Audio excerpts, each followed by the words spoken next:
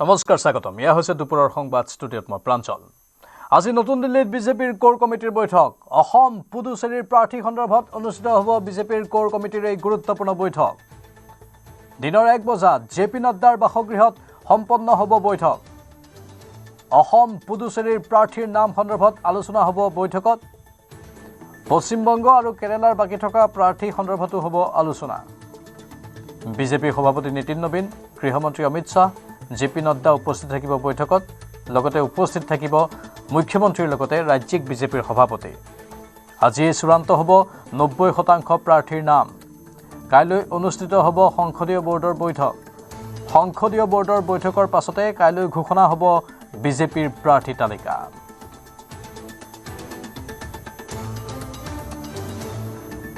আমাৰ জ্যেষ্ঠ সাংবাদিক হিৰক জ্যোতি মালাকাৰ আছে লাইভত হিৰক অধিক তথ্য বিচাৰিছো আপোনাৰ পৰা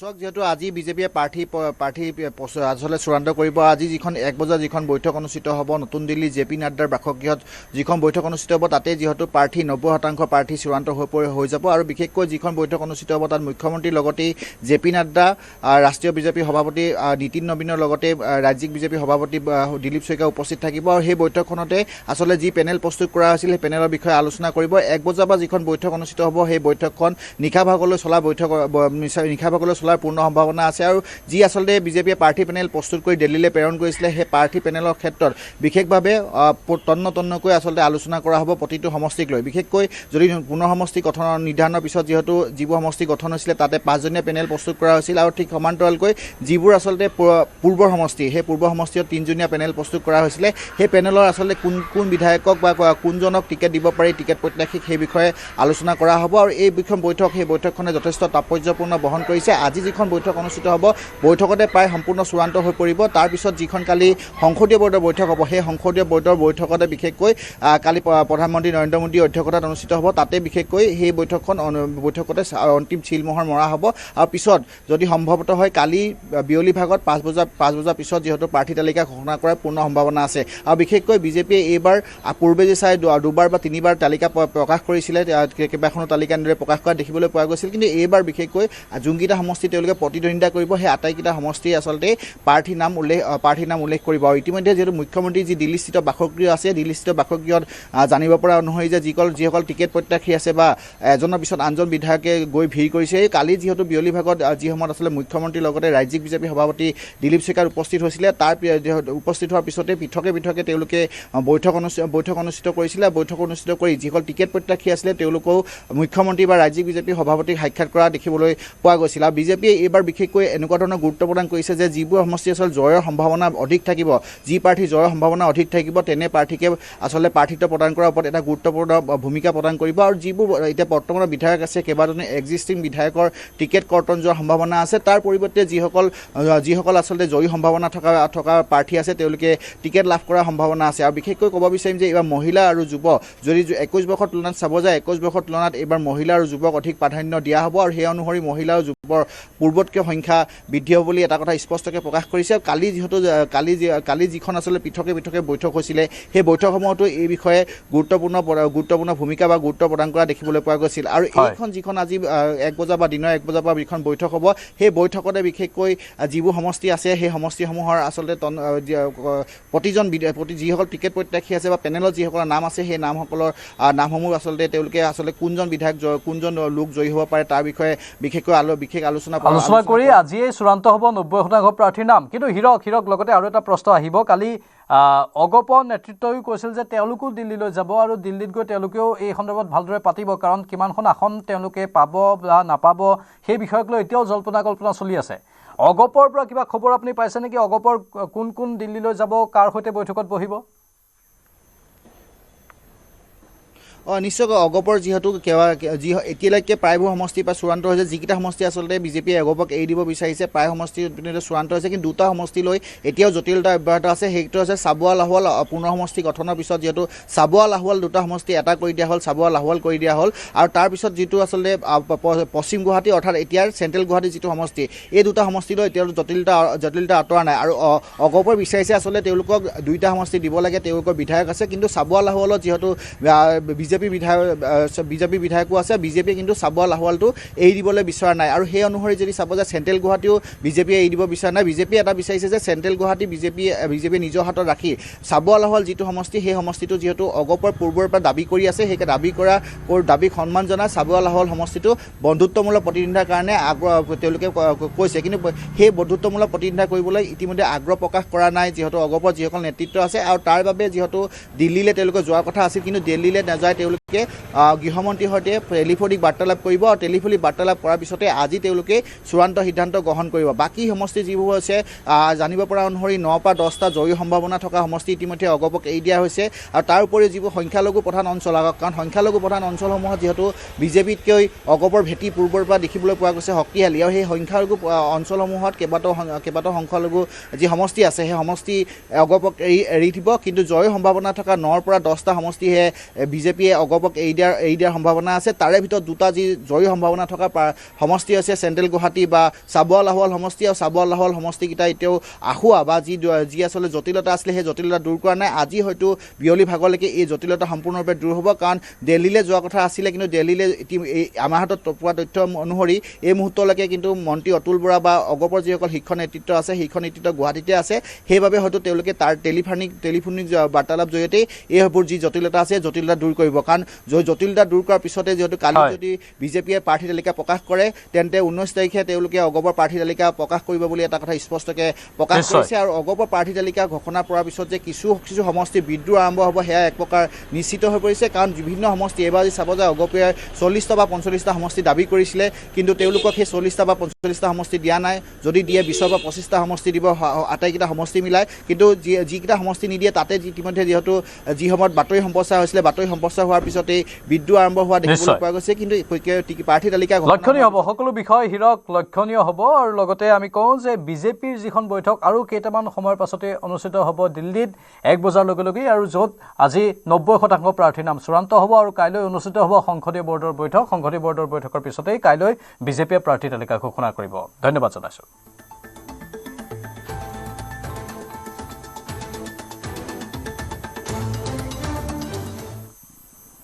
নিশাৰ এজাক বৰষুণত পুনৰ বুৰিল গুৱাহাটীৰ ৰাজপথ আধা ঘণ্টা বৰষুণ দিয়াৰ পাছতেই জলমগ্ন হ'ল কাহিলীপাৰা একাঠু পানীৰ মাজেৰে যাতায়াত দুচকীয়া আৰু চাৰিচকীয়া বাহনৰ কেইবাখনো বাহন আবদ্ধ হৈ পৰে কৃত্ৰিম বানৰ মাজত জতীয়া অঞ্চলত পানীৰ মাজতেই বুৰি থাকিল কেইবাখনো বাহন দৃশ্য দেখুৱাইছোঁ আপোনালোকক নিশাৰ এজাক বৰষুণ আৰু তাৰ পাছত এয়া কাহিলীপাৰা অঞ্চলৰ দৃশ্য একাঠু পানীৰ মাজেৰে যাতায়াত কৰিবলগীয়া হ'ল দুচকীয়া আৰু চাৰিচকীয়া বাহনে আনকি কৃত্ৰিম বানত কেইবাখনো বাহন আবদ্ধ হ'বলগীয়া অৱস্থাৰ সৃষ্টি হয় জতীয়া অঞ্চলত পানীৰ মাজতেই বুৰি থাকিল কেইবাখনো বাহন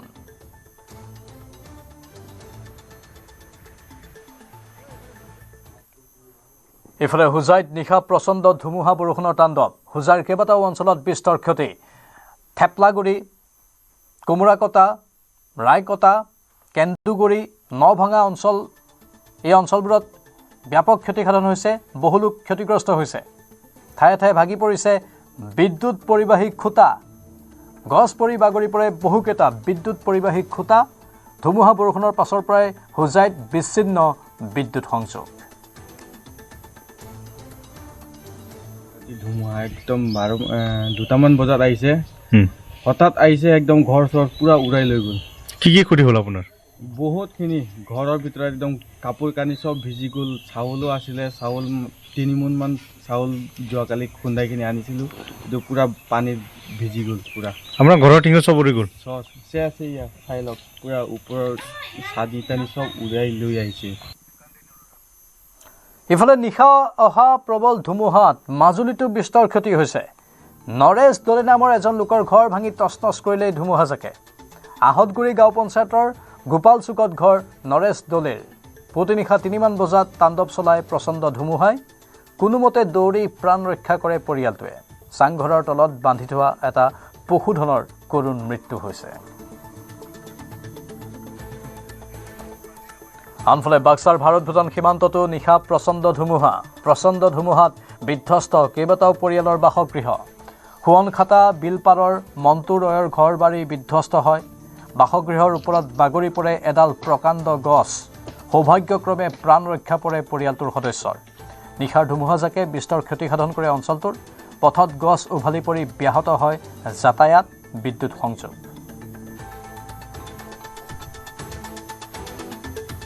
ৰাতি 8:30মান বজাত ধুমুহা আহি তাৰমানে তেওঁলোকৰ ঘৰটো তাৰমানে একদম তাৰমানে গাছ পৰি পেলাই বগৰাই দিছে। তেওঁলোকৰ ভিতৰত কিবা কৰিহে প্ৰাণ মানে বচাইছে। আম গছডাল পৰি পহিলা চচাতে পৰি গৈছে। যে এতিয়া ঘৰ দুৱাৰ মানে অৱস্থা আহিল, সেই ঘৰত থাকিব নোৱাৰে। কিবা কৰিহে মানে তাহোঁ পৰিয়ালে তাৰমানে যিটো মনটো ৰয় টানি টানি কিবা কৰিহে ওলাইছে ল'ৰা দুটাক চালপিৰাৰ তলৰ পৰা। জুবিন ক্ষেত্ৰ পৰিদৰ্শন চৰকাৰে গঠন কৰি দিয়া 11জনীয়া জুবিন ক্ষেত্ৰ নিৰ্মাণ সমিতিৰ বিষয়ববীয়াৰ। জুবিন ক্ষেত্ৰ নিৰ্মাণৰ কাম কাজৰ বুজ লৈছে দলটোৱে। এতিয়াৰে পৰা প্ৰতি সপ্তাহত নিৰ্মাণ কাৰ্যৰ বুজ ল'ব কমিটিয়ে। দলটোত আছে পত্নী গৰিমা গাৰ্গসহ অনুৰাধা শৰ্মা পূজাৰী, প্ৰাঞ্জল শইকীয়া, সুদৰ্শন ঠাকুৰ, বীৰেন সিংহ, পুলক বেনাৰ্জী। ইতিমধ্যে আৰম্ভ হৈছে জুবিন ক্ষেত্ৰৰ চাৰিওফালে ৱাল নিৰ্মাণৰ কাম। কিছুদিন পূৰ্বে কেবিনেটে জুবিন ক্ষেত্ৰৰ আনুষ্ঠানিক দায়িত্ব সাংস্কৃতিক পৰিক্ৰমা বিভাগক অৰ্পণ কৰিছিল। চৰকাৰে আনুষ্ঠানিকভাৱে জুবিন ক্ষেত্ৰ নিৰ্মাণৰ বাবে 10 বিঘা মাটি সাংস্কৃতিক পৰিক্ৰমা বিভাগক আবণ্টন দিছিল। সাংস্কৃতিক পৰিক্ৰমা বিভাগক দায়িত্ব অৰ্পণ কৰাৰ পিছতেই আৰম্ভ হৈছে চাৰিওফালে দেৱাল নিৰ্মাণৰ কাম। মিউজিয়াম এটা, লগত লাইব্ৰেৰী এটা আৰু এখন মুকলি মঞ্চ, জুবিনৰ মানে যিসকল নতুন প্ৰজন্মৰ ল'ৰা ছোৱালী আছে সকলোৱে আহি যাতে তাত জুবিনৰ গীত মাত তেওঁলোকে পৰিৱেশন কৰিব পাৰে, বা নিজৰ কিবা এটা গীত তেওঁলোকে বনাইছে, কিবা এটা কবিতা লিখিছে, সকলোৱে যাতে বা নাম প্ৰসংগ কৰিছে, প্ৰাৰ্থনা সকলো যাতে কৰিব পাৰে, সেই কথাবোৰ সোনকালে হ'ব লাগে। আৰু তাতকৈ ডাঙৰ কথা সুৰক্ষিত কৰিবলৈ যে বাউণ্ডেৰী ৱালখনৰ কথা, ইয়াত পানী নোসোমোৱাকৈ ৰাখিব পৰা কথা, এই কথাখিনি আমি বহুদিনৰ পৰা কৈ আছিলোঁ। আচলতে যিখিনি আমি কম্পনেণ্ট দিছোঁ সেইখিনি জেগাই জেগাই বহুৱাই এটা মানে এখন কি বুলি ক'ব, সেইটো প্লেনিং এখন আমাক সকলোকে দেখুৱাওক, ৰাজহুৱা কৰক, সেইটো গোটেই অসমৰ ৰাইজে দেখক, আমি সকলোৱে দেখোঁ। আৰু তাৰপিছত আমি ক'ব পাৰিম যে এইটো দিশে হ'লে ভাল, এইটো দিশে হ'লে ভাল। সেই অক্ষয়বন্তী গছি কেতিয়াও যাতে নুনুমাই সেই কথাটো কিন্তু বিৰাট মন দিব লাগিব। সেইটো একদম পৰিচালনা সমিতি যিয়ে থাকক, যেনেকৈ থাকক, সেইখিনি চাব লাগিব। আৰু চাকি বন্তি জ্বলোৱা এটা বেলেগ জেগা তেওঁলোকে সিফালে পূব দিশৰ পৰা নিৰ্মাণ কৰিছে। তাৰপিছত এই সকলো খোজকাঢ়িবলৈ জেগাখিনি ঠিক কৰি দিম বুলি কৈছে, পে'মেণ্ট মানে অস্থায়ীভাৱে। তাৰপিছত তেওঁলোকে কৈছে যে সেই মিউজিয়াম, লাইব্ৰেৰী আৰু মঞ্চখন তাত ইয়াত বহিব পাৰে। যদি বহিব পাৰে সেই জেগাখিনি, তেতিয়াহ'লে তেওঁলোকে এটা নক্সা তৈয়াৰ কৰি আমাক সকলোকে দেখুৱাওক, ৰাজহুৱা কৰক সকলোৱে, আৰু যিমান পাৰি সোনকালে নিৰ্মাণ কৰক। এইখিনিতো এনেই কৰা হৈছিল তেতিয়া সেই দিনটোৰ কাৰণে। আজি ছমাহে এইটো ৰাখিব বুলি আমি কোনেও ভবা নাছিলোঁ আচলতে। আৰু তাত কেতিয়াও প্ৰটেক্টেড হৈ থাকিব নোৱাৰে। আৰু যিমানখিনি সামগ্ৰী আছে সেইখিনি আয়ুক্ত মহোদয়ে কৈছে, উপায়ুক্ত মহোদয়ে, যে সেইখিনি তেওঁলোকে সকলোখিনি ভিডিঅ' কৰি সকলো ৰাইজৰ সন্মুখত মানে খোলাখুলিকৈ এখন লিষ্ট বনাব আৰু সকলো ভিডিঅ' কৰি সকলো দেখুৱাব। আৰু সেইখিনি সুৰক্ষিত স্থানলৈ এতিয়া নিৰ্মাণ কাৰ্য সম্পন্ন হ'বৰ সময়ত সেইখিনি স্থানান্তৰিত কৰি সুৰক্ষিতভাৱে ৰাখিব। আৰু যেতিয়া ইয়াত মিউজিয়াম হ'ব তেতিয়া সকলোখিনি আকৌ তালৈ এইটো হঠাৎ তৎপৰ হোৱা কথা নহয়। যিদিনাৰ পৰা এই অন্ত্যেষ্টিক্ৰিয়া সম্পন্ন হৈছে সেইদিনাৰ পৰাই দায়িত্বশীলভাৱে গোটেই কামখিনি কৰি থকা হৈছে। আৰু সেইবাবে আজি এই পৰ্যায়লৈকে আহি পাইছে সুন্দৰভাৱে। অন্ত্যেষ্টিক্ৰিয়াৰ যিখিনি স্থান সেইখিনি আপোনালোকে দেখিছে সুন্দৰভাৱে নিৰ্মিত হৈছে। আৰু বাকীখিনি কামো আনুষংগিকভাৱে সম্পন্ন হৈ আছে আৰু হৈ যাব। আৰু ইতিমধ্যে স্থায়ী কৰ্ম হিচাপে প্ৰথম পৰ্যায়ত যিটো চাৰিসীমাৰ দেৱাল নিৰ্মাণৰ কাম সেইটো ইতিমধ্যে আৰম্ভ হৈছে আৰু সেইটো অতি শীঘ্ৰে সম্পন্ন। সেইটো সম্পূৰ্ণ অস্থায়ী ব্যৱস্থা আছিল। আৰু কেতিয়াবা প্ৰকৃতিৰ সৈতে আমি কিছুমান কথা আমাৰ অসুবিধা হয়, কিন্তু আমি কেতিয়াবা প্ৰকৃতিয়ে সোনকালে বৰষুণ আহিব, কিন্তু আমাৰ সেইটো পৰিকল্পনাত আছিল। আৰু সেইবাবে এই ধৰণৰ নিৰ্মাণ কাৰ্য ইতিমধ্যে কৰা হৈছে। চৰকাৰে এখন যি কমিটি গঠন কৰি দিছিলে, ইয়াত কাম কৰা প্ৰতিটো কাম লোক নিৰ্মাণ বিভাগে সেই কমিটিৰ সন্মুখত প্ৰস্তুত কৰিছে আৰু পৰৱৰ্তী সময়ত কমিটিয়ে অনুমোদন জনাইছে আৰু সেই সাপেক্ষে কামবোৰ আগবাঢ়ি গৈছে। আৰু এতিয়াও সেই ধৰণে আমাৰ আমাক যি চাৰিসীমা দেৱালৰ যি ডিজাইন দেখাইছিলে সেই ডিজাইন কমিটিয়ে এপ্ৰুভ কৰিছে। আৰু তাৰপিছতেই অতি শীঘ্ৰে, কাৰণ আপোনাৰ ইয়াত নিবিদা আহ্বান কৰিবলগীয়া হয়, ছইল টেষ্টিং আছে, গোটেই কামবোৰতো থাকে। আৰু ইয়াত বিভিন্ন এতিয়া আজি IITৰ পৰাও লোক নিৰ্মাণ বিভাগে মতামত লৈছে, পৰামৰ্শ লৈছে, ৰাষ্ট্ৰীয় ঘাইপথ গৈছে এইফালেদি, তেওঁলোকৰ লগতো কথা পাতিবলগীয়া হৈছে। যিহেতু আমাৰ এই যিটো প্ৰথম পৰ্যায়ৰ কাম চাৰিসীমা দেৱাল নিৰ্মাণটো সেইটো স্থায়ী হ'ব আৰু সেইকাৰণে সেই ধৰণে কৰিছে। আপোনালোকেও আমাৰ প্ৰতি সম্পূৰ্ণ সহযোগিতা আগবঢ়াওক। আমি ভাবোঁ সমগ্ৰ অসমবাসী ৰাইজৰ সহযোগিতা। জুবিন ক্ষেত্ৰ নিৰ্মাণৰ কথা স্বাভাৱিকতে সকলো অসমবাসীৰ সহযোগিতা থাকিব আৰু জুবিন আমাৰ প্ৰাণৰ শিল্পী আৰু সেয়েহে এই প্ৰাণৰ শিল্পীজনৰ সমাধিক্ষেত্ৰ অতি সুন্দৰভাৱে নিৰ্মাণ হ'ব লাগিব, সেই দাবী উত্থাপন হৈ আছে। আমাৰ সতীৰ্থ সাংবাদিক বিষ্ণু শইকীয়া লাইভত আছে। বিষ্ণু, ইতিমধ্যেই সকলো বিষয় কোৱা হৈছে, কেনেধৰণৰ কাম আজিৰ দিনটোত চলিছে আৰু অধিক তথ্য কি আছে আপোনালোকৰ? চাওক, তাৎক্ষণিকভাৱে হঠাৎ যথেষ্ট সক্ৰিয় হৈছে, যিহেতু অসম চৰকাৰৰ সাংস্কৃতিক বিভাগক দায়িত্ব দিয়া হৈছে জুবিন ক্ষেত্ৰ নিৰ্মাণৰ বাবে। বহুদিন ৰৈ গ'ল, বহুদিন অতিক্ৰম কৰিলে, 6 মাহ অতিক্ৰম কৰাৰ পিছত এতিয়া যি 4 সীমাৰ যি দেৱাল আছে, সেই দেৱাল নিৰ্মাণৰ কাম তাৎক্ষণিকভাৱে কাৰ্যকৰী হৈছে। আৰু ইতিমধ্যে 4 সীমাৰ দেৱাল নিৰ্মাণৰ কাৰণে যিসকল শ্ৰমিক আছে তেওঁলোক লাগি আছে। লোক নিৰ্মাণ বিভাগৰ লোকসকলো ইয়াত আছে, অভিযন্তা বিষয়া কৰ্মচাৰী আছে। কিন্তু মোৰ পিছফালে থকা যিটো গৃহ আছে, এই গৃহটোতে আচলতে জুবিন গাৰ্গৰ যিসমূহ সামগ্ৰী ৰাইজৰ ফালৰ পৰা অনুৰাগী শুভাকাংক্ষী সকলে আহি আগবঢ়োৱা বিভিন্ন ধৰণৰ সামগ্ৰী, ফটোৰ পৰা আৰম্ভ কৰি সোণৰ অলংকাৰো ইয়াত দিছে, কোনোবাই ঘড়ী দিছে, বিভিন্ন ধৰণৰ বস্তু দিছিলে।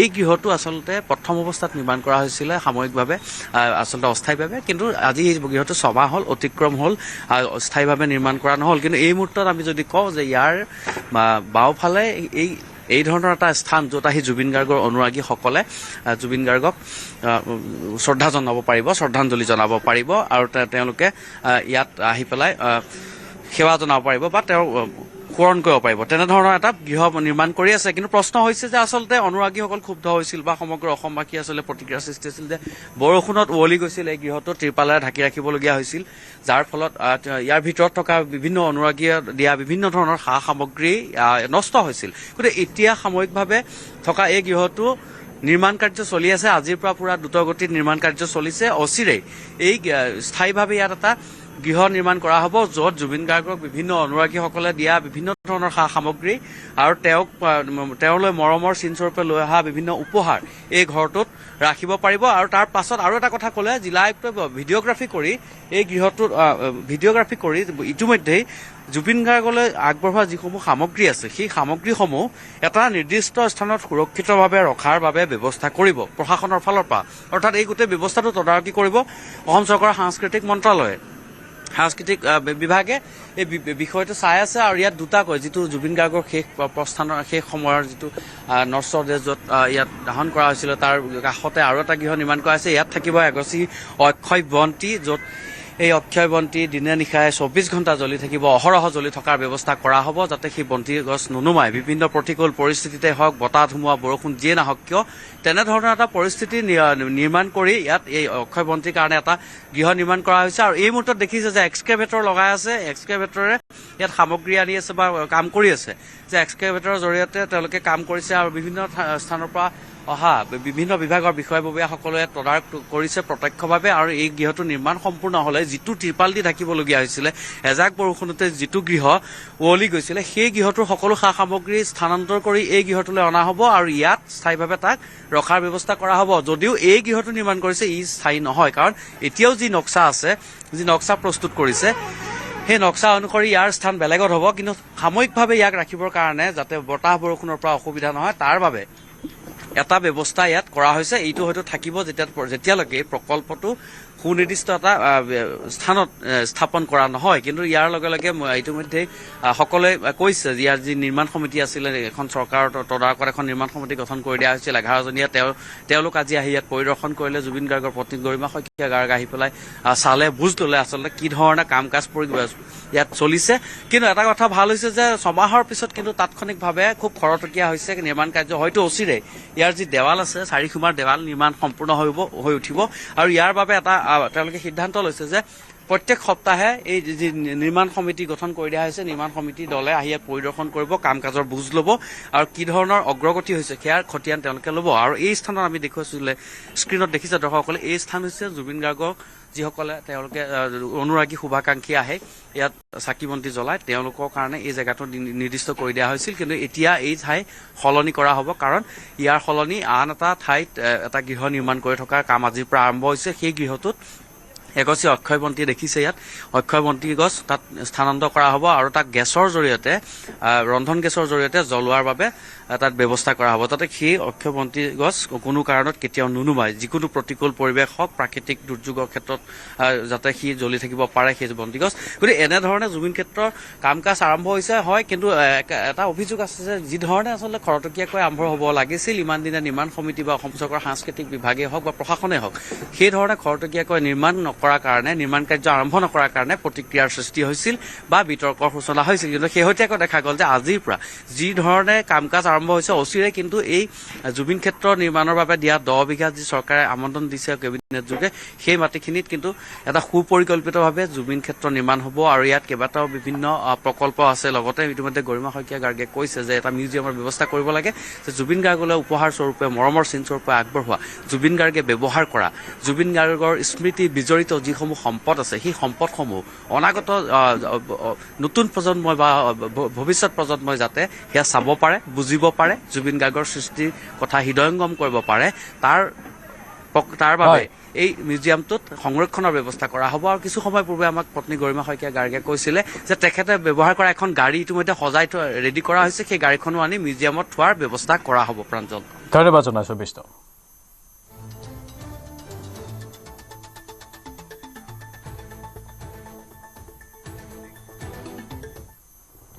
এনআইৰ জালত 7জন বিদেশী নাগৰিক দিল্লী লক্ষ্ণৌ আৰু কলকাতাৰ পৰা 7জনক গ্ৰেপ্তাৰ কৰা হৈছে ম্যানমাৰৰ পৰা অসম মিজোৰাম হৈ ভাৰতত প্ৰৱেশ কৰিছিল 7জনে সন্ত্ৰাসবাদী কাৰ্যকলাপত জড়িতৰ অভিযোগত গ্ৰেপ্তাৰ কৰা হৈছে ইউক্ৰেইনৰ 6 আৰু আমেৰিকাৰ এজনক গ্ৰেপ্তাৰ কৰা হৈছে ধৃত 7জনে ম্যানমাৰত সন্ত্ৰাসবাদীৰ প্ৰশিক্ষণ দিয়াৰ অভিযোগ অবৈধ প্ৰৱেশ অস্ত্ৰ শস্ত্ৰ আৰু ড্ৰোনৰ প্ৰশিক্ষণত অভিযুক্ত 7জন ইউৰোপৰ পৰা ড্ৰোন আমদানি কৰাৰ অভিযোগ তেওঁলোকৰ বিৰুদ্ধে ধৃতকেইজনক 11 দিনৰ বাবে এনআইৰ জিম্মালৈ প্ৰেৰণ কৰা হৈছে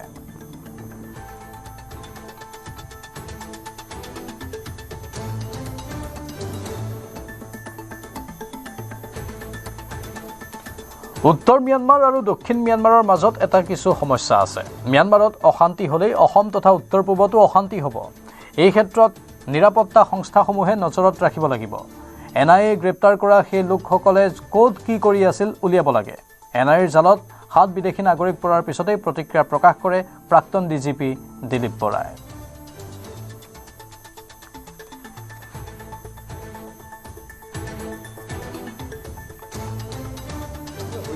এই প্ৰব্লেমটো ম্যানমাৰত যিমান আছে তাতকৈ অলপ কম পৰিমাণে হ'লেও উত্তৰ পূবত কিন্তু আছে অসমতো আছে গতিকে ম্যানমাৰৰ পৰিস্থিতি যদি অশান্ত হৈ যায় তাত যদি বিভিন্ন ট্ৰেইনিং ইনষ্টিটিউট যিবিলাক আগতেও আছিলে কিন্তু এতিয়াও আছে আগতেও আছে সেইবিলাকত যদি ভালদৰে ম্যানমাৰ গভৰ্ণমেণ্টে কণ্ট্ৰল আনিব নোৱাৰে নিয়ন্ত্ৰণ কৰিব নোৱাৰে তেনেহ'লে উত্তৰ পূবৰ কাৰণেও আৰু অসমৰ কাৰণেও এটা চেলেঞ্জ হৈ পৰিব পাৰে আৰু এইটো ইতিমধ্যে হৈছেও নতুনকৈ হয়তো আকৌ নতুন চেলেঞ্জ কিছুমান আহিব পাৰে যিহেতু আমাৰ ইয়াত থকা বা উত্তৰ পূবত থকা যিসকল জাতি জনগোষ্ঠী বিশেষকৈ মণিপুৰত যিবিলাক ঘটনা হৈ গ'ল ইতিমধ্যে গতিকে সেই ঘটনাবোৰৰ পৰা আমি দেখিছোঁ যে এথনিক কমিউনিটিবিলাকৰ মাজত শান্তি এতিয়াও উত্তৰ পূবত হোৱা নাই বুজাবুজি হোৱা নাই আৰু ইয়াৰ মূল কাৰণ মই কিন্তু ভাবোঁ যে এইটো উন্নয়নৰ অভাৱ কাৰণ মানুহৰ হাতত যেতিয়ালৈকে কাম নাথাকে মই চাকৰি বুলিয়ে কোৱা নাই কাম নাথাকে কামৰ পৰিৱেশ নাথাকে তেতিয়ালৈকে এই ধৰণৰ অশান্তিকৰ পৰিস্থিতি এটা বিৰাজ কৰাৰ সম্পূৰ্ণ সম্ভাৱনা থাকে গতিকে মই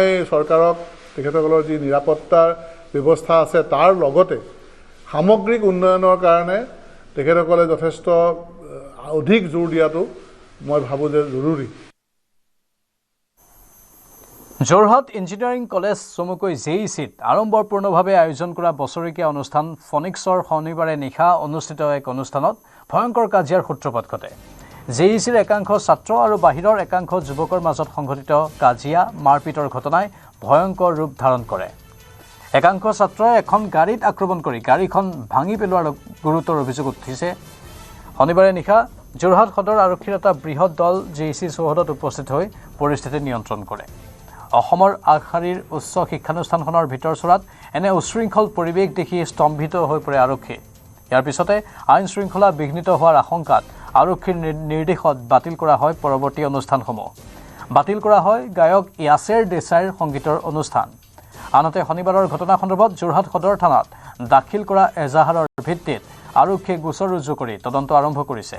এই ঘটনাত জড়িত উদণ্ড ছাত্ৰসকলৰ ওপৰত কঠোৰ ব্যৱস্থা গ্ৰহণ কৰিবলৈ সচেতন ৰাইজে আৰক্ষীক আহ্বান জনাইছে।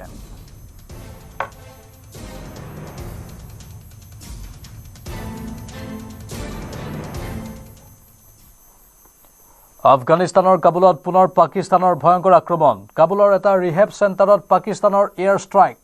পাকিস্তানৰ এয়াৰ ষ্ট্ৰাইকত আফগানিস্তানৰ 4 শতাধিক লোকৰ মৃত্যু। আহত 250ৰো অধিক লোকক ভৰ্তি কৰোৱা হৈছে চিকিৎসালয়ত। সোমবাৰে নিশা কৰা আক্ৰমণত আফগানিস্তানত ব্যাপক ক্ষয়ক্ষতি হয়। আফগানিস্তানৰ স্বাস্থ্য মন্ত্ৰালয়ৰ মুখপাত্ৰই প্ৰকাশ কৰে এই তথ্য।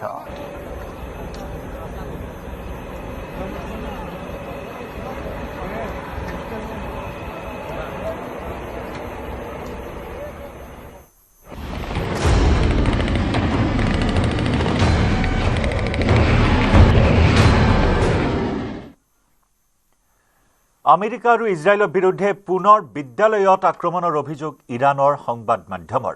সোমবাৰে পুৱাৰ ভাগতে শ্বাহিদ খামেইন বয়জ স্কুলত ইজৰাইল আৰু আমেৰিকাৰ যৌথ আক্ৰমণৰ অভিযোগ ইৰাণৰ।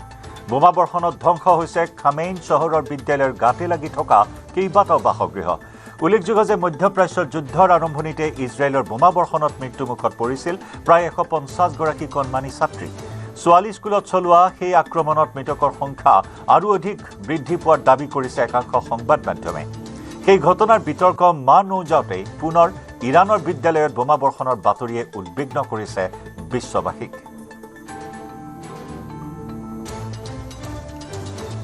আমেৰিকা আৰু ইজৰাইলৰ বিৰুদ্ধে পুনৰ বিদ্যালয়ত আক্ৰমণ কৰাৰ অভিযোগ উত্থাপন ইৰাণৰ। সোমবাৰে পুৱাৰ ভাগতে শ্বাহিদ খামেইন বয়জ স্কুলত ইজৰাইল আৰু আমেৰিকাৰ যৌথ আক্ৰমণৰ অভিযোগ ইৰাণৰ। এই বোমাবৰ্ষণত ধ্বংস হৈছে খামেইন চহৰৰ বিদ্যালয়ৰ গাতে লাগি থকা কেইবাটাও বাসগৃহ। যোৱা 28 ফেব্ৰুৱাৰীত অভূতপূৰ্ব যুদ্ধৰ সূচনা কৰিছিল ইজৰাইল আৰু আমেৰিকাই যুটীয়াভাৱে সামৰিক অভিযান চলাইছিল ইৰাণৰ ওপৰত। আৰু সেই প্ৰথমটো অভিযানতে মৃত্যু হৈছিল ইৰাণৰ সৰ্বোচ্চ ধৰ্মীয় নেতা আয়াতুল্লাহ আলী খামেইনিৰ। আৰু তাৰ পিছৰ পৰা ক্ৰমাগত 17 দিন ধৰি যুদ্ধৰ তীব্ৰতা বৃদ্ধি পাইছে মধ্যপ্ৰাচ্যত। পশ্চিম এছিয়াত আন এক অমানৱীয় ঘটনা সংঘটিত কৰাৰ অভিযোগ উত্থাপন হৈছে আমেৰিকা আৰু ইজৰাইলৰ বিৰুদ্ধে। পুনৰ শিক্ষানুষ্ঠানক লক্ষ্য কৰি ইজৰাইল আমেৰিকাই বৃহৎ বিস্ফোৰণ সংঘটিত কৰাৰ অভিযোগ। ইজৰাইলৰ বোমাবৰ্ষণত বহু লোক হতাহত হোৱাৰ খবৰ আহিছে। 28 ফেব্ৰুৱাৰীৰ দিনটোতো ইজৰাইলৰ এখন শিক্ষানুষ্ঠানত হোৱা বিস্ফোৰণত প্ৰায় 150গৰাকী কণমানি ছাত্ৰী মৃত্যুমুখত পৰিছে। ইফালে ছ'চিয়েল মিডিয়াত ভুৱা আৰু বিভ্ৰান্তিকৰ ভিডিঅ' পোষ্ট কৰাৰ অভিযোগত 19জন ভাৰতীয় নাগৰিকক গ্ৰেপ্তাৰ। সংযুক্ত আৰব আমিৰশ্বাহী প্ৰশাসনে গ্ৰেপ্তাৰ কৰিলে প্ৰৱাসী ভাৰতীয় কেইজনক। মধ্যপ্ৰাচ্যৰ যুদ্ধত অপপ্ৰচাৰ চলোৱাৰ অভিযোগত এতিয়ালৈকে সংযুক্ত আৰব আমিৰশ্বাহী প্ৰশাসনে গ্ৰেপ্তাৰ কৰিছে মুঠ 35জন লোকক। সেই 35জন লোকৰ মাজত আছে 19গৰাকী প্ৰৱাসী ভাৰতীয়।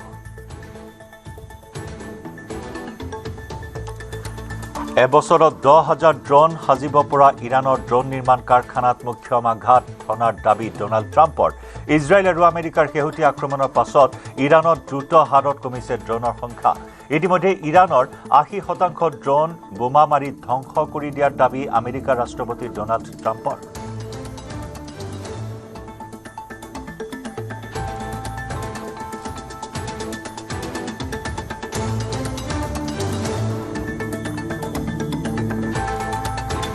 হৰমুজ প্ৰণালীত এতিয়া কেন্দ্ৰীভূত হৈছে মধ্যপ্ৰাচ্যৰ যুদ্ধ। হৰমুজ প্ৰণালী মুক্ত কৰি খাৰুৱা তেলৰ বজাৰ নিজৰ দখললৈ নিয়াৰ আপ্ৰাণ চেষ্টা চলাইছে আমেৰিকাই। ইৰাণৰ দখলত থকা হৰমুজ প্ৰণালী মুক্ত কৰিবলৈ মিত্ৰ দেশৰ সহায় ভিক্ষা কৰিছে ডোনাল্ড ট্ৰাম্পে। পাছে আমেৰিকা মিত্ৰগোট নেটোৱে হৰমুজ প্ৰণালী মুক্ত কৰিবলৈ চামিল হ'ব খোজা নাই প্ৰত্যক্ষ যুদ্ধত। নেটোৰ এই স্থিতিত ক্ষোভিত হৈছে ডোনাল্ড ট্ৰাম্প। হৰমুজ প্ৰণালী মুক্ত কৰাৰ স্বাৰ্থত আমেৰিকাক সহায় কৰাৰ ফল নেটোৱে ভুগিব লাগিব বুলি কঠোৰ সাৱধানবাণী ডোনাল্ড ট্ৰাম্পৰ। ইফালে যুদ্ধৰ সলনি কূটনৈতিক আলোচনাৰে হৰমুজ প্ৰণালীৰ বিষয়টোৰ সমাধানৰ প্ৰস্তাৱ দিছে ইটালীয়ে। সদ্যহতে ইটালীয়ে হৰমুজ প্ৰণালীত কোনো নৌসেনা অভিযানত অংশ নলয় বুলি স্পষ্ট কৰি দিলে ইটালীৰ বিদেশ মন্ত্ৰী এণ্টনিঅ' টাজানিয়ে। ইটালীৰ এই স্থিতিয়ে বিপদত পেলাইছে সামৰিক সহায়ৰ বাবে বাট চাই থকা আমেৰিকাক। ইফালে হৰমুজ প্ৰণালী মুকলোৱাৰ স্বাৰ্থত ডোনাল্ড ট্ৰাম্পৰ আহ্বানত সঁহাৰি নিদিয়ে জাৰ্মানীয়ে। হৰমুজ প্ৰণালী জাৰ্মানীয়ে সামৰিক অভিযান নচলাই বুলি স্পষ্ট কৰি দিলে জাৰ্মানীৰ প্ৰতিৰক্ষা মন্ত্ৰী বৰিছ পিষ্টাৰিয়াছে। জাৰ্মানীৰ এই ঘোষণাই এতিয়া বিপদত পেলাইছে আমেৰিকাক।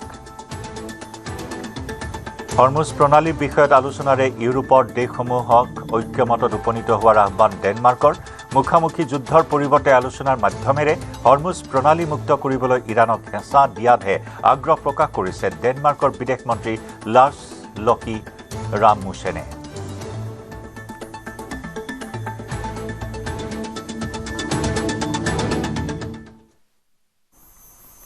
আনফালে ইৰাণৰ সাহসী জনসাধাৰণলৈ উৎসৱৰ বতৰৰ বাবে শুভেচ্ছা জ্ঞাপন ইজৰাইলৰ প্ৰধানমন্ত্ৰী বেঞ্জামিন নেতানিয়াহুৰ।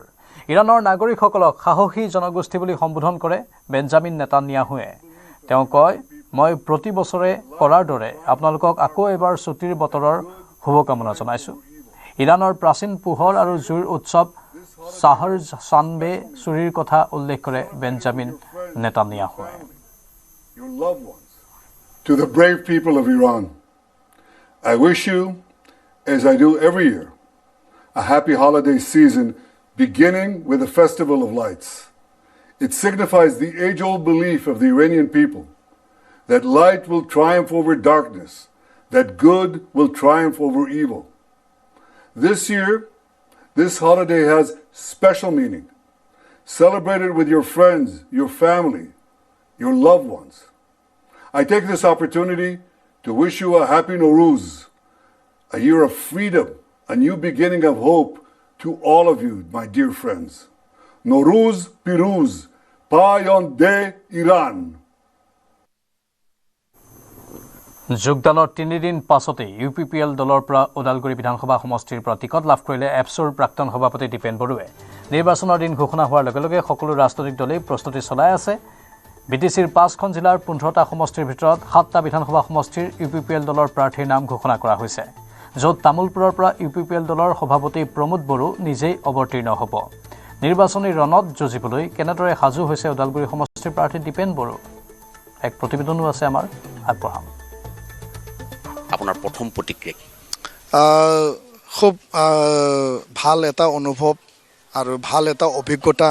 এইটো ৰাজনীতি সামাজিক জীৱনৰ এটা শুভাৰম্ভণি। যোৱাকালি টিকেট মোক অৰ্পণ কৰিছে UPPL দলৰ শীৰ্ষ নেতৃত্বই, কাৰণ 3 দিন আগতেহে মই UPPL দলত যোগদান কৰিছিলোঁ। যদিও মই যোগদান কৰিছোঁ, এতিয়াও বহুতো যিবিলাক বিষয় ৰাইজৰ লগত মোৰ আৰু পাতিব লগা আছে। আৰু এই সন্ধিখনত এটা ভাল অনুভৱ। প্ৰমোদ বড়ো ডাঙৰীয়া দলৰ সন্মানীয় সভাপতি, বৰ্তমান ৰাজ্যসভাৰ নৱনিৰ্বাচিত সাংসদ, তেখেতক মই কৃতজ্ঞতা ধন্যবাদ যাচিছোঁ। জ্যেষ্ঠ নেতা উৰ্ষাও গোৰা ব্ৰহ্ম ডাঙৰীয়া, ৰণগৰা নাৰ্জাৰী ডাঙৰীয়া আৰু এই স্থানীয় এই ওদালগুৰি সমষ্টিৰ 46 নং সমষ্টিৰ স্থানীয় বিধায়ক গোবিন্দ চন্দ্ৰ বসুমতাৰী ডাঙৰীয়াক মই ধন্যবাদ কৃতজ্ঞতা জনাইছোঁ। ৰাইজৰ আশা আকাংক্ষা মই পূৰণ কৰিবৰ কাৰণে ওলাই আহিছোঁ। সমাজ সেৱা, ৰাইজৰ সেৱা মোৰ পৰম ধৰ্ম। 25 লাখ বিটিয়াৰবাসী ৰাইজক মই ধন্যবাদ জনাইছোঁ। ওদালগুৰিবাসী ৰাইজৰ বড়ো, ৰাভা, অসমীয়া, বেংগলী, ভোজপুৰী, হিন্দীভাষী, সংখ্যালঘু মুছলমান, লগতে কোচ ৰাজবংশী, গোৰ্খা, অন্যান্য যিমান আছে জাতি জনগোষ্ঠী এই বিধানসভা সমষ্টিত সকলোকে সেৱা মই পৰম ধৰ্ম লৈ পেলাই আগবাঢ়িছোঁ।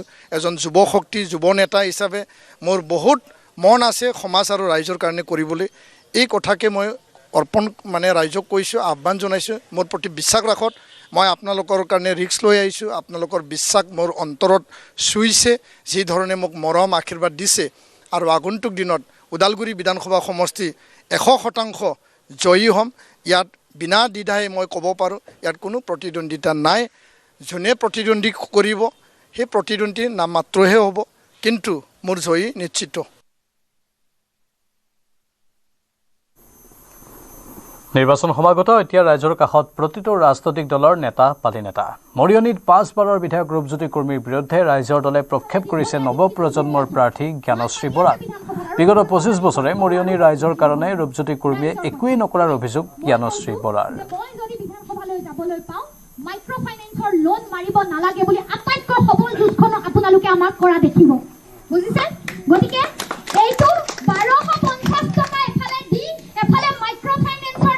ৰাইজৰ টকাৰে গুৱাহাটীত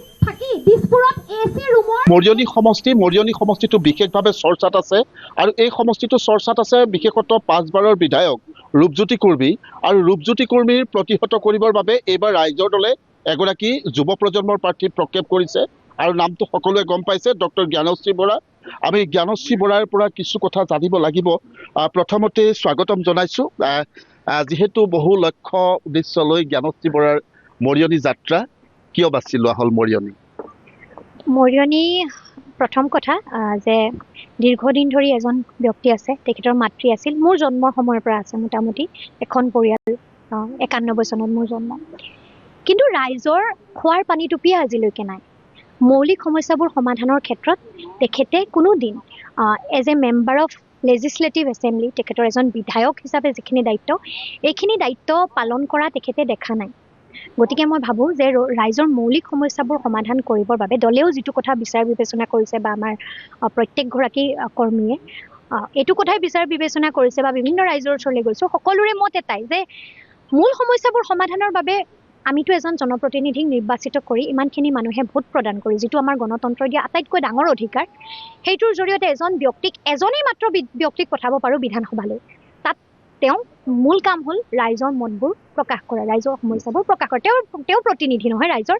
সেই প্ৰতিনিধিগৰাকীয়ে যদি বিধানসভাত গৈ একোৱেই নকয়, মূল সমস্যাবোৰৰ ক্ষেত্ৰত তেখেতৰ কোনো মাতেই নাথাকে আৰু তেখেতে অকল ভাবে যে নিৰ্বাচনত জিকিবলৈ কেৱল বিয়া সকাম সভা সুধি লগুণ দিয়নি তুলনি বিয়া খোৱাটোৱেই জনপ্ৰতিনিধিৰ দায়িত্ব, তেনেহ'লে ৰাইজৰ দৃষ্টিভংগীৰো বা আমাৰ দৃষ্টিভংগীৰো তেখেতেও বুজি পোৱাৰ প্ৰয়োজন আছে যে জনপ্ৰতিনিধি শব্দটোৰ অৰ্থ কি, বিধায়ক এজনৰ প্ৰকৃত দায়িত্ব কি, সংবিধানে আমাক এই বিধায়ক কিয় বনাবলৈ দিছে, সংবিধানে এই চিষ্টেমটো কিয় কৰিছে। কিন্তু তাৰ পিছতো কিন্তু তেওঁ 5 বাৰৰ বিধায়ক, ৰাইজে তেওঁক পঠিয়াই আছে। হয়তো তেতিয়াহ'লে ৰাইজৰো কিছু সচেতনতা নাথাকিব, তেনেকুৱাই ক'ব বিচাৰিছে? নহয়, মই ৰাইজক যিমানে লগ পাইছোঁ, ৰাইজৰ সেই সচেতনতাটো আছে। নিৰ্বাচনত জিকাৰ বহুত কৌশল থাকে। তেখেতৰ মাতৃ MLA আছিল, তেখেত ৰাজনৈতিকভাৱে অভিজ্ঞ, তাত ৰাজনীতিৰ নিৰ্বাচনৰ ৰণকৌশলত জিকে কেনেকৈ সেইটোত তেখেত অভিজ্ঞ। কিন্তু সেই বাৰে বাৰে অভিজ্ঞ হৈ নিৰ্বাচনী টোপ ৰাইজক দি, এতিয়া ধৰক দুদিন আগত এটা ৰাস্তাৰ আধাৰশিলা নিৰ্মাণ কৰা হৈছে, 13 তাৰিখে নিৰ্মাণ কৰা হৈছে। সেই ৰাস্তাটোৰ আধাৰশিলাটো নিৰ্মাণ কৰাৰ সময়ত তেখেতে তাৰ কাগজ পত্ৰ চেংচন কিবা হৈছে নে নাই, আচলতে এইটোতো ৰাইজক জনোৱা নাই। ৰাইজক সেইদৰে যেতিয়া আধাৰশিলাটো নিৰ্মাণ কৰে, ৰাইজ আশাত বন্দী হৈ যায় যে ৰাস্তাটো বনিব। কেনেকুৱা প্ৰস্তুতি, কেনেকুৱা চলিছে, প্ৰচাৰ কেনেকুৱা চলিছে? খুবেই ভাল চলিছে। মৰিয়নি সমষ্টিত কিমানটা বুথ আছে আপোনালোকৰ? আমাৰ বুথ বনি আছে, বুথসমূহ হৈ আছে। এতিয়ালৈকে কিমান বনিছে? এই সম্পৰ্কত মই আপোনাক এতিয়া উত্তৰটো নিদিওঁ। কিয় নিদিওঁ? কাৰণ আমাৰ যিমানটা বুথ বনিছে এই সম্পৰ্কটো, এইটো আমাৰ এটা ষ্ট্ৰেটেজিকেল প্ৰস্পেক্ট। ষ্ট্ৰেটেজিকেল প্ৰস্পেক্টবোৰৰ কথা আমি ৰাজহুৱাকৈ নিশ্চয়কৈ আলোচনা নকৰোঁ। ৰাজহুৱাকৈ আলোচনা কৰিলে ধনে জনে ক্ষমতাৰে শক্তিশালী বহু মানুহৰ প্ৰভাৱ ইয়াত পৰে। গতিকে ষ্ট্ৰেটেজিকেল প্ৰস্পেক্টবোৰৰ কোনো কথা আমি ৰাজহুৱাকৈ নকওঁ। এতিয়া বুথে বুথে প্ৰচাৰ চলি আছে, বুথে বুথে প্ৰত্যেকটো, হয়, বুথে বুথে প্ৰচাৰ চলি আছে।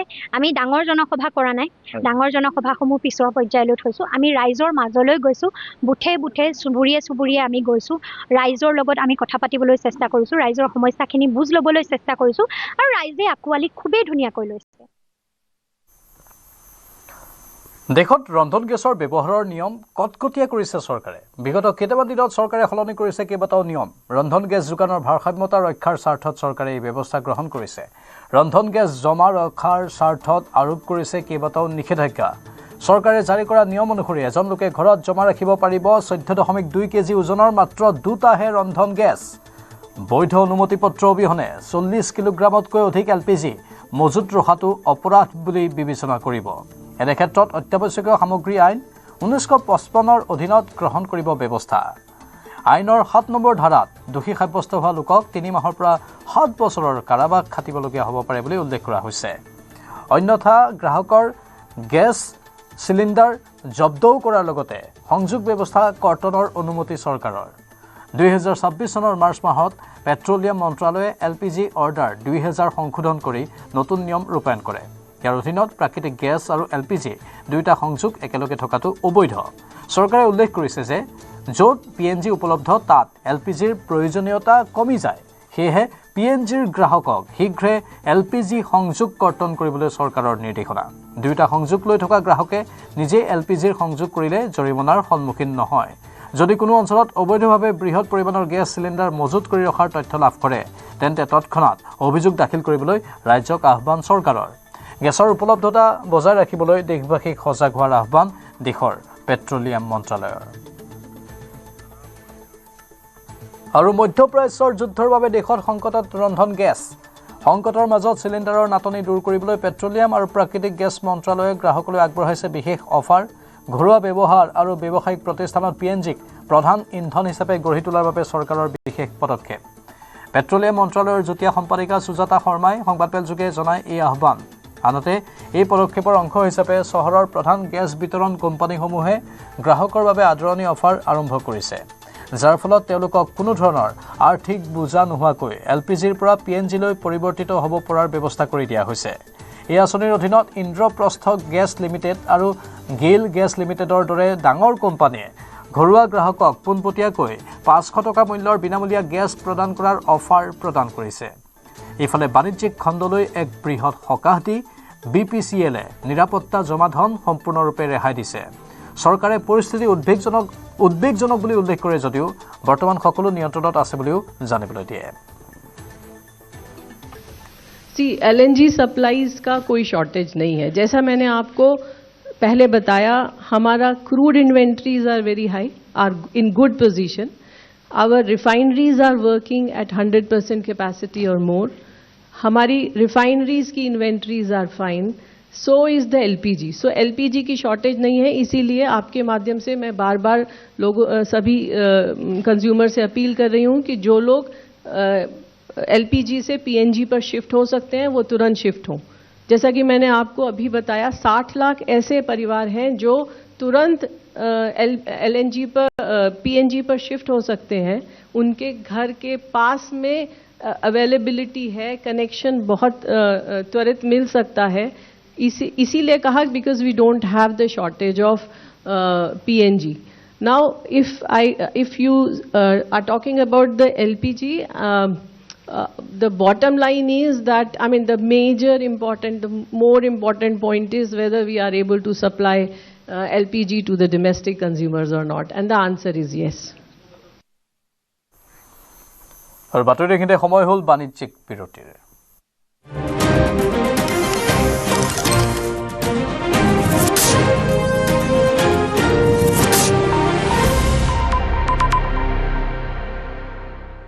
अक्कर बक्कर बम्बे बो ঘৰত কোনটো টিএমটি লগাইছে माइथन स्टील আপোনাৰ ওপৰত ট্ৰাষ্ট কৰিব পাৰি ओके ষ্ট্ৰং মানে মাইথান ষ্টীল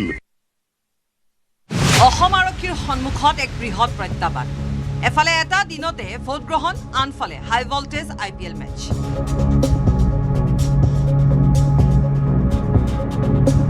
শান্তিপূৰ্ণভাৱে সকলো পৰিচালনা কৰাৰ পৰিকল্পনা 9 এপ্ৰিলত অসমত একেটা পৰ্যায়তে অনুষ্ঠিত হ'ব বিধানসভা নিৰ্বাচন একে সময়তে গুৱাহাটীত অনুষ্ঠিত হ'ব আইপিএলৰ গুৰুত্বপূৰ্ণ খেল যাৰ বাবে অসম আৰক্ষীৰ সন্মুখত আহি পৰিছে এক বৃহৎ প্ৰত্যাহ্বান কিন্তু এই প্ৰত্যাহ্বান নেওচি অসম আৰক্ষীয়ে সুচাৰুৰূপে সকলো কৰিবলৈ সাজু হৈছে সেই অনুসৰি অসমত নিৰ্বাচনত নিৰাপত্তাৰ বাবে অৰ্ধসামৰিক বাহিনীৰ 200টা কোম্পানী নিয়োগ কৰিব নিৰ্বাচনৰ সময়ত যাতে ধন সৰবৰাহ কৰিব নোৱাৰে তাৰ বাবে আৰক্ষী বাহিনীয়ে তীক্ষ্ণ নজৰ দিব ৰাজ্যিক সীমা আৰু জিলা সীমাসমূহ কটকটীয়া নিৰাপত্তা ব্যৱস্থা গঢ়ি তোলা হ'ব সিসিটিভি কেমেৰাৰ জৰিয়তেও নিৰীক্ষণ কৰিব নিৰাপত্তা ব্যৱস্থা এই বিষয়ে সংবাদমেলৰ জৰিয়তে ৰাইজক অৱগত কৰে নিৰ্বাচন আয়ুক্ত আৰু অসম আৰক্ষীৰ আইজিপি অখিলেশ কুমাৰ সিঙে সংবাদমেলতে তেওঁ আৰু কয় যে নিৰ্বাচনৰ সময়ছোৱাত যাতে কোনো ধৰণৰ হিংসাত্মক ঘটনা নহয় তাৰ বাবে সকলো ব্যক্তিগত মাৰণাস্ত্ৰ আৰক্ষীৰ ওচৰত জমা দিবলৈ ৰাইজক আহ্বান জনায় লগতে এআইৰ জৰিয়তে আপত্তিজনক ভিডিঅ' প্ৰস্তুত কৰি সামাজিক মাধ্যমত বিয়পালে বিপদত পৰিব বুলিও স্পষ্ট কৰি দিয়ে এই ক্ষেত্ৰত কোনো লোকে যোগাযোগ কৰিব পাৰিব 60269000682 নম্বৰত fake AI generated video contents and all those things are circulated and they spread very fast due to the fast spread of social media. So we have created a special cell to monitor that and complaints can be lodged to the of course district level. The district cells are of course there but there is a state level cell. Occur Bakkar Bombay बो ঘৰত কোনটো TMT লগাইছে Maithan steel আপোনাৰ ওপৰত trust কৰিব পাৰি okay Strong মানে Maithan Steel.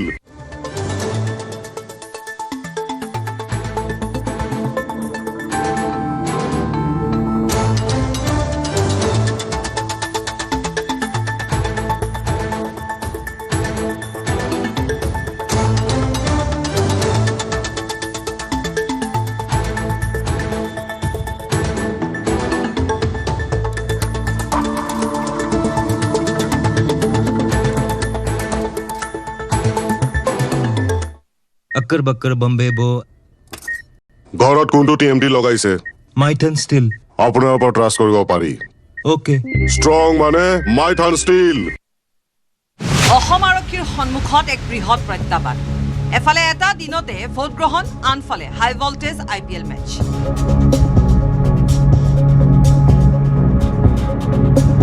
শান্তিপূৰ্ণভাৱে সকলো পৰিচালনা কৰাৰ পৰিকল্পনা 9 এপ্ৰিলত অসমত একেটা পৰ্যায়তে অনুষ্ঠিত হ'ব বিধানসভা নিৰ্বাচন একে সময়তে গুৱাহাটীত অনুষ্ঠিত হ'ব IPLৰ গুৰুত্বপূৰ্ণ খেল যাৰ বাবে অসম আৰক্ষীৰ সন্মুখত আহি পৰিছে এক বৃহৎ প্ৰত্যাহ্বান কিন্তু এই প্ৰত্যাহ্বান নেওচি অসম আৰক্ষীয়ে সুচাৰুৰূপে সকলো কৰিবলৈ সাজু হৈছে সেই অনুসৰি অসমত নিৰ্বাচনত নিৰাপত্তাৰ বাবে অৰ্ধসামৰিক বাহিনীৰ 200টা কোম্পানী নিয়োগ কৰিব নিৰ্বাচনৰ সময়ত যাতে ধন সৰবৰাহ কৰিব নোৱাৰে তাৰ বাবে আৰক্ষী বাহিনীয়ে তীক্ষ্ণ নজৰ দিব ৰাজ্যিক সীমা আৰু জিলা সীমাসমূহ কটকটীয়া নিৰাপত্তা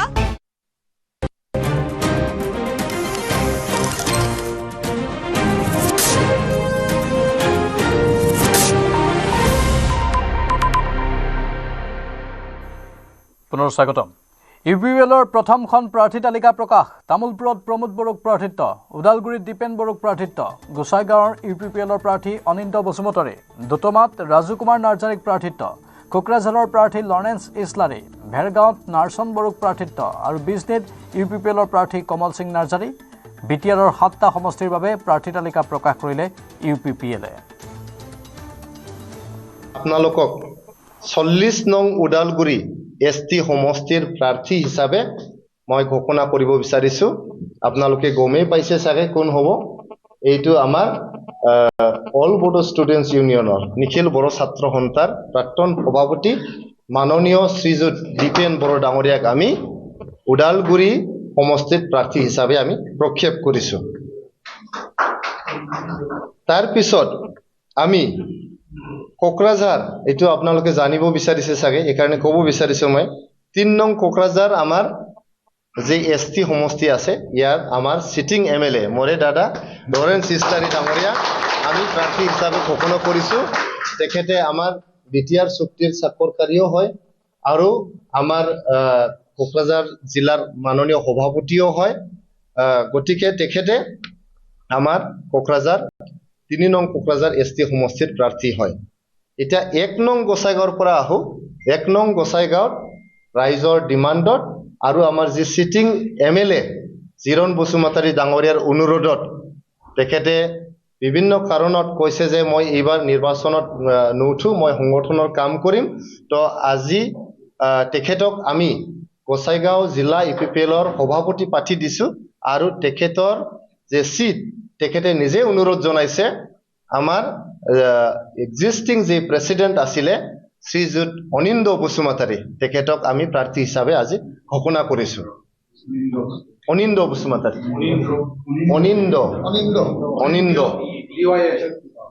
অনিন্দ এইটো পাই যাব আপোনালোকে টেনচন নলব আৰু 2 নং দটমাৰ পৰা আপোনালোকৰ সকলোৰে ডিমাণ্ডত আৰু আমাৰ শীৰ্ষ নেতৃত্বৰ কিবাত ইনষ্ট্ৰাকশনত অৰ্ডাৰত ৰাজু কুমাৰ নাৰ্জাৰী মোৰ নাম আপোনালোকৰ আশীৰ্বাদ লৈ মই এতিয়া দটমাত মোক প্ৰাৰ্থী হিচাপে ঘোষণা কৰিছে তো মই দটমাত খেলিম ইফালে আজি ঘোষণা হ'ব অসম জাতীয় পৰিষদৰ প্ৰাৰ্থী তালিকা ইতিমধ্যে চূড়ান্ত হৈছে অসম জাতীয় পৰিষদৰ প্ৰাৰ্থী তালিকা শিৱসাগৰত অখিল গগৈৰ বিৰুদ্ধে প্ৰাৰ্থী নিদিয়ে অসম জাতীয় পৰিষদে বিৰোধীৰ সৈতে মিত্ৰতাক লৈ আশাবাদী লুৰিণজ্যোতি গগৈ বিদ্ৰোহ মৰিখন কৰিবলৈ কংগ্ৰেছে চেষ্টা কৰা উচিত বুলি মন্তব্য লুৰিণজ্যোতি গগৈৰ তালিকাখনৰ একেবাৰে মূল সিটসমূহৰ 2-3টা সিট ৰাইজৰ দলক অৰ্পণ কৰাৰ পাছতো আমি মনে মনে আছো কেৱল মাত্ৰ মিত্ৰতা হ'ব লাগে সকলো ঐক্যবদ্ধভাৱে খেলিব মিত্ৰতাৰ থকা দলসমূহক হলঠেকত পেলাবলৈ কেতিয়াও কাম নকৰোঁ।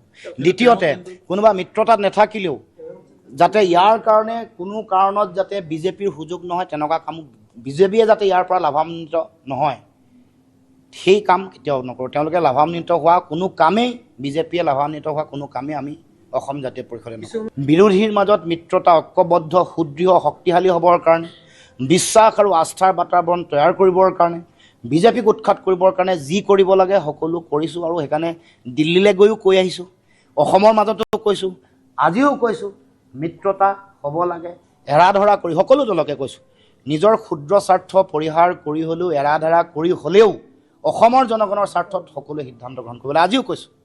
ৰাজহুৱাকৈ কৈছোঁ যে মিত্ৰতাৰ প্ৰয়োজনীয়তা আছে আৰু তাৰ কাৰণে এতিয়াও সময় আছে, এতিয়াও সঠিক আৰু শুদ্ধ সিদ্ধান্ত সকলোৱে গ্ৰহণ কৰিব লাগিব।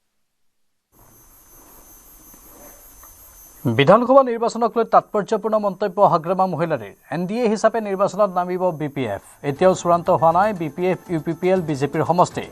বড়োভূমিৰ 15টা সমষ্টিতেই প্ৰস্তুতি চলাইছে BPF-এ। 3-4 দিনৰ ভিতৰত BPF-এ প্ৰকাশ কৰিব প্ৰাৰ্থী তালিকা। আমাৰ যিখিনি কেণ্ডিডেট ডিক্লাৰেশ্যনৰ কথা সেইটো 3-4 দিনৰ ভিতৰত আমি ফাইনেলাইজ কৰিম।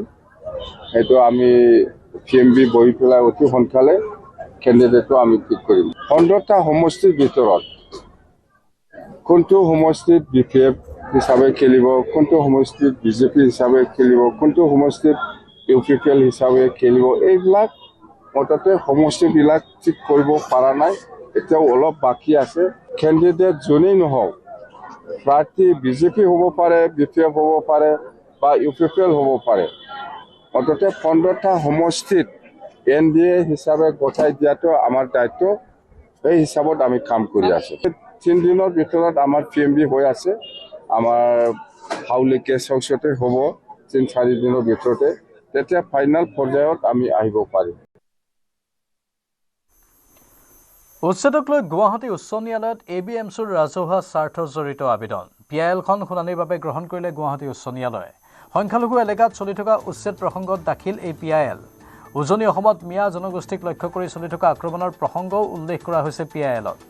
ৰাজ্যৰ স্পৰ্শকাতৰ ঠাইত ভূমিপুত্ৰক অস্ত্ৰৰ অনুজ্ঞাপত্ৰ দিয়াৰ বাবে চৰকাৰে গ্ৰহণ কৰা বিতৰ্কিত সিদ্ধান্তৰ কথাও সন্নিৱিষ্ট হৈছে PIL-ত। গুৱাহাটী উচ্চ ন্যায়ালয়ৰ মুখ্য ন্যায়াধীশৰ নেতৃত্বত গঠিত খণ্ড বিচাৰপীঠৰ আদালতে গুৰুত্ব সহকাৰে গ্ৰহণ কৰিছে এই ৰাজহুৱা স্বাৰ্থজড়িত আবেদনখন। 21 এপ্ৰিলত হ'ব আবেদনৰ শুনানি। সেই শুনানিত অসম চৰকাৰ আৰু কেন্দ্ৰীয় চৰকাৰৰ শপতনামা দাখিলৰ বাবে নিৰ্দেশ দিয়ে উচ্চ ন্যায়ালয়ে। ইফালে ইছলামপুৰ উচ্ছেদ কাণ্ডক লৈও উচ্চতম ন্যায়ালয়ত আবেদন দাখিল কৰা হৈছে। আজি এই আবেদনৰ শুনানি হ'ব বুলি জানিব পৰা হৈছে।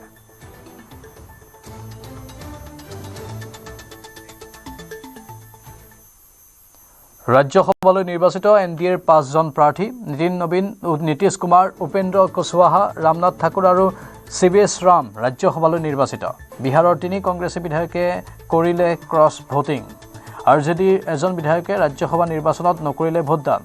নীতিশ কুমাৰে লাভ কৰিলে 44টা ভোট, ৰামনাথ ঠাকুৰ তেওঁ লাভ কৰে 42টা ভোট, নীতিন নবীনে লাভ কৰে 44টা ভোট, উপেন্দ্ৰ কুশৱাহাই লাভ কৰে 42টা ভোট।